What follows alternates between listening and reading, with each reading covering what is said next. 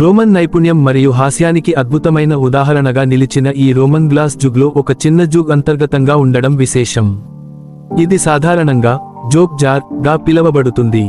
ఇది స్విట్జర్లాండ్లోని స్టెయిన్ అమ్ రైన్ వద్ద 4వ శతాబ్దానికి చెందిన ఓ శ్మశాన స్థలంలో వెలికి తీశారు. పారదర్శకమైన నీలిమామున్న గ్రీన్ గ్లాస్తో తయారైన ఈ బయటి జుగ్లో పూర్తిగా చెరిగిపోని చిన్న గ్లాస్ పాత్ర ఒకటి ఉంది. అది తర్వాత ఉంచలేని విధంగా ఉంది. ఇది 2 జుగ్లను ఒకేసారి కంచుకోరికతో అద్భుతంగా తయారు చేశారని సూచిస్తోంది. ఇది గ్లాస్ బ్లోయింగ్ కళలో శ్రేష్ఠతను చాటే కృషిగా భావించబడుతుంది.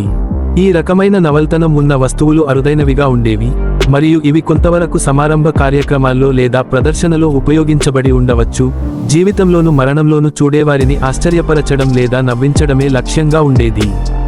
ఈ జార్ రోమన్ సామ్రాజ్యంలో ఉత్తర జర్మనీలో ఉన్న కోలోన్ అనే ప్రసిద్ధ గ్లాస్ ఉత్పత్తి కేంద్రంలో తయారై ఉండవచ్చని నిపుణులు భావిస్తున్నారు.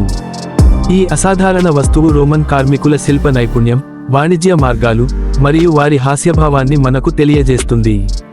ఈ అవశేషాన్ని కాంటోన్స్ ఆర్కియాలజీ షాఫ్హౌసెన్ అనే స్విస్ పురావస్తు సంస్థ నిర్వహించిన తవ్వకాల్లో వెలికి తీశారు, మరియు దీని ఫోటోను రోల్ఫ్ వెసెండార్ఫ్ తీశారు.